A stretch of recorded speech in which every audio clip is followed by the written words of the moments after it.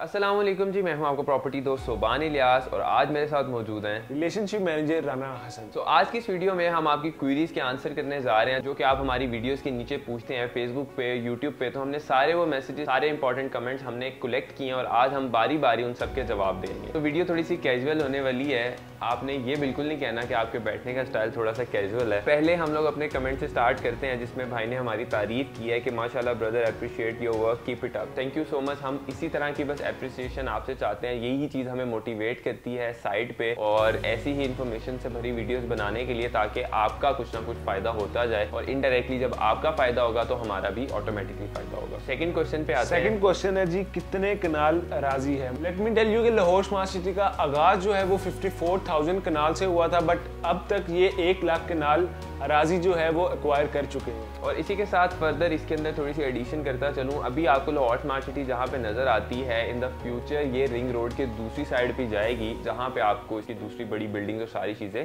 नजर आएंगी। Third question के ऊपर हम लोग आते हैं कि भाई आबाद कब होगा ये। अगर आबाद की हम लोग बात कर लें तो ओवरसीज प्राइम सेक्टर ए और बी की हम लोग बात करें तो उसके अंदर लाहौर स्मार्ट सिटी ने अपने विलास वहाँ पे बना दिए हैं। वहाँ पे park, each and everything complete है और आबादी के लिए चाहिए होता है इलेक्ट्रिसिटी और इंटरनेट, बेसिक कम्युनिटीज आएगा, सारी बेसिक कम्युनिटी सारी वहाँ पे हैं। और इसी के साथ साथ ना सिर्फ लाहौर स्मार्ट सिटी वहाँ पे विलास बना रही है, वहाँ पे मेंबर्स, वहाँ के क्लाइंट्स वहाँ पे आके अपने अपने घर वहाँ पे तामीर कर रहे हैं। अगर आपका वहाँ पे विजिट होता है तो आप इस चीज को खुद देख सकते हैं। बल्कि 4 से 5 जो घर हैं एंड यूजर्स के वो नियर टू कंप्लीशन है। बिल्कुल एग्जैक्टली। और जैसे ये कंप्लीट हो जाएंगे और वहाँ पे कमर्शियल आ जाएंगे तो वहाँ पे आबादी ही आबादी है। अगर आप बिल्कुल ही वहाँ पे लोगों के आके रहने की बात कर रहे हैं, अगर आपने इस सेंस से हमसे ये सवाल पूछा है, भाई जिस इलाके में भी, जिस सेक्टर में भी, या जो भी नई सोसाइटी बनती है वहाँ पे जब कमर्शियल आ जाते हैं, वहाँ पे जब सारी एक बेसिक अम्यूनिटीज, बेसिक सारी चीजें आ जाती हैं तो वहाँ पे लोग आके रहना स्टार्ट कर देते हैं। अच्छा, नेक्स्ट क्वेश्चन है हमारे पास, brother any update about sector D? अच्छा, आई गेस ये बात करें ओवरसीज ब्लॉक 1 सेक्टर डी की, ठीक है, जिसकी बैलेटिंग हो चुकी है। अगर हम देखें ओवरसीज ब्लॉक 1 में तो सेक्टर ए, सेक्टर बी में वहाँ पे सीवरेज लाइंस बिछ गई हुई है। ना सिर्फ सीवरेज लाइंस वहाँ पे बिछ गई हुई हैं, लास्ट टाइम हमने जब लाहौर स्मार्ट सिटी विजिट किया था तो वहाँ पे हमारी जो वीडियो है आपको हमारे चैनल पे भी मिल जाएगी, जिसके अंदर ओवरसीज 1 सेक्टर और सेक्टर बी का हमने कंप्लीट आपको रिव्यू दिया था। उसके अंदर वहाँ पे सड़कें, smart street light, storm water drainage,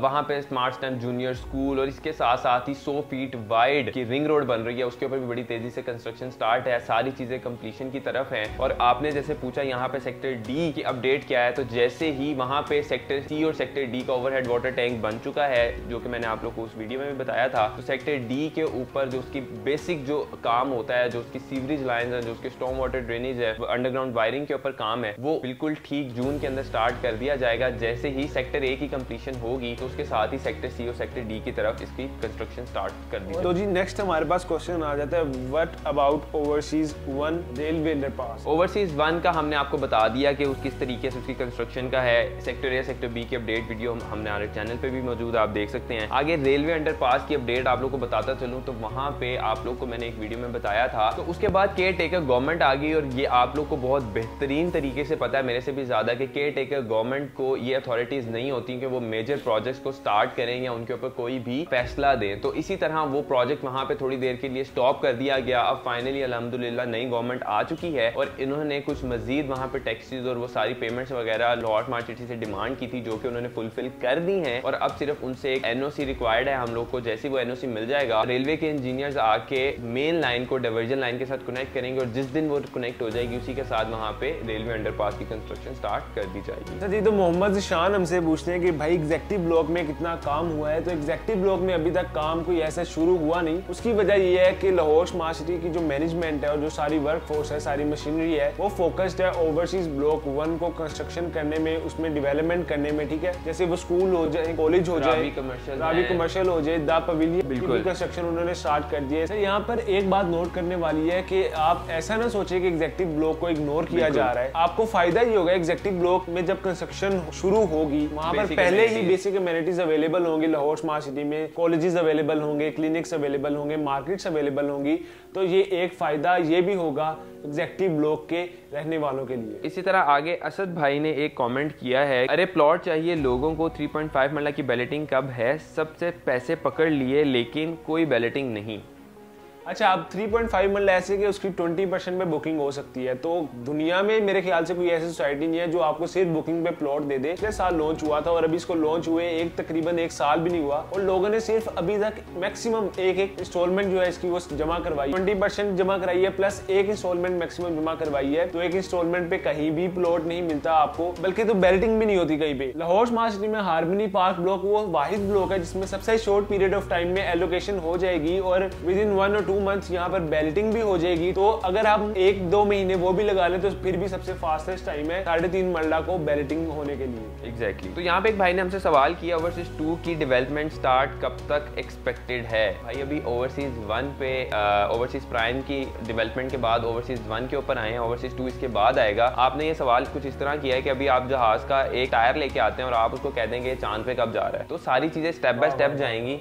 वाह वाह वाह, शेर हो गया, राइमिंग हो गई। सो अभी सॉरी अगर आपको ये बात बुरी लगी हो, लेकिन टू बी ऑनेस्ट अभी ओवरसीज 1 की डेवलपमेंट, उसके ओवरसीज 1 के बाद एग्जेक्टिव 1 और उसके बाद ओवरसीज 2 पे आएगा और मिनिमम 1.5 से 2 साल का अरसा इसके अंदर लगे। उसके बाद भाई ने पूछा है when executive 1 is going to be develop, इसका जवाब हमने दे चुका है। उसके बाद ओवरसीज 1 सी ब्लॉक कब बनेगा, इसका जवाब भी हम लोगों ने दे चुके हैं। इसके बाद एक भाई ने हमें कॉमेंट किया है जनाब सीट बेल्ट तो लगाएं, इतने समझदार हैं आप मगर सीट बेल्ट नहीं लगाते। स्मार्ट स्टेम कॉलेज नहीं smart stem college, waste bin नहीं वेस्ट बिन्स। तो सबसे पहले भाई को पहले सवाल का या उन्होंने एक बहुत ही अच्छा एक कंस्ट्रक्टिव क्रिटिसिज्म उन्होंने हमारे पे किया जो कि बहुत अच्छा है, हमें इसको बड़े अच्छे तरीके से लेना भी चाहिए। सीट बेल्ट भाईजान मैं वहाँ पे हर जगह मैं लगा के जाता हूँ, वहाँ पे इसलिए नहीं लगाई थी क्योंकि ऐसा कुछ नहीं था वहाँ पे इसलिए नहीं लगाई थी क्योंकि हर 2 मिनट हर 5 मिनट बाद मैंने गाड़ी से निकल के वीडियो बनानी होती है, जो कि आप चैनल पे भी देखते हैं कि बाहर साइड पे खड़े होकर और उसके बाद फौरन गाड़ी में बैठ के हमने अगली जगह जाना होता है क्योंकि टाइम पीरियड हमारे पास कम होता है और हमने वीडियो ज़्यादा बनानी होती है। तो इस वजह से भी एक वहाँ पे होता है और वहाँ पे हम वैसे ही 20, 30, 40 की स्पीड पर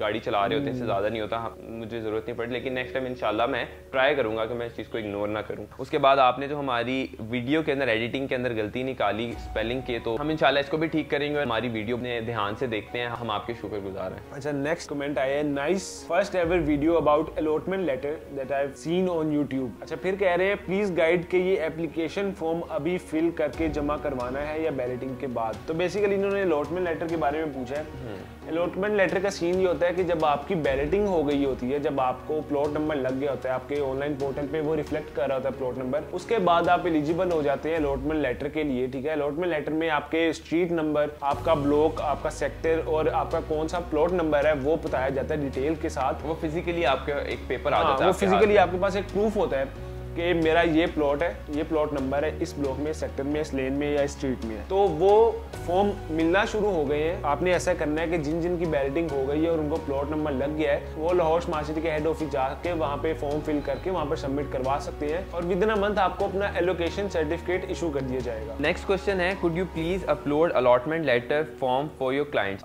हम लोग अलॉटमेंट लेटर फॉर्म्स अपलोड तो कर देंगे, आप हमारे थ्रू भी ये काम करवा सकते हैं। इसी के साथ एक हमारे क्लाइंट थे जिन्होंने कहा है कि what's about the overseas client जो कि अलॉटमेंट लेटर लेना चाहते हैं, एलोकेशन लेटर लेना चाहते हैं। तो मैं इन दोनों भाइयों का जवाब एक साथ ही देता चलता हूं कि आप किसी भी अपने फैमिली या फ्रेंड को अपने फेज 8 ऑफिस में वहां पे भेज सकते हैं, लाहौर स्मार्ट सिटी के हेड ऑफिस में। वहां पे वो आपके बिहाफ के ऊपर अप्लाई कर सकता है। अगर आपके फैमिली या फ्रेंड नहीं है पाकिस्तान में और आप स्टिल कराना चाहते हैं तो आप हमारे थ्रू भी करा सकते हैं। स्क्रीन पे दिए गए नंबर पर आप हमें कॉन्टैक्ट कर सकते हैं। तो आप हमारे थ्रू जब आप अप्लाई कर देंगे, लेकिन एक यहाँ पे जो एक रूल ये है कि आप जो उसका ओरिजिनल अलॉटमेंट सर्टिफिकेट होगा वो आप जो ऑनर है वो खुद रिसीव कर सकते हैं। आपको वो इशू हो जाएगा, लेकिन जब आप पाकिस्तान आएंगे तो आप खुद जाके बाय हैंड आप उसको रिसीव कर लीजिएगा। तो ये एक बहुत अच्छा सोल्यूशन है जो हमें हेड ऑफिस ने भी दिया और हमने आपको ये बात पहुंचा दी है। अच्छा, लास्ट हमारे पास आ जाता है, अदनान भाई ने पूछा है कि भाई एग्जेक्टिव 1 का भी कुछ बता दें, किस हाल में है, प्लॉट प्राइसेस क्या है। भाईजान एग्जेक्टिव 1 का हाल काफी ऐसी सोसाइटीज हैं जिनसे बहुत बेहतर है।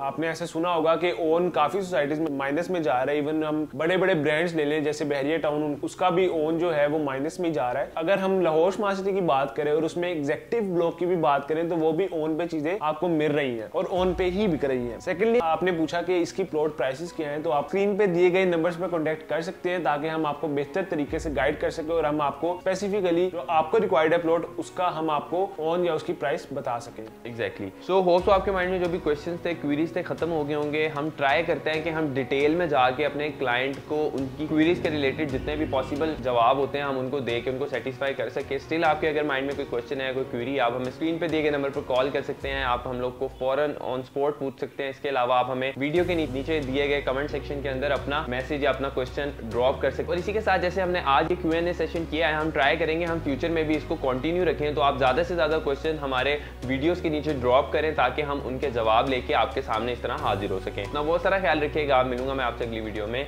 अल्लाह हाफिज।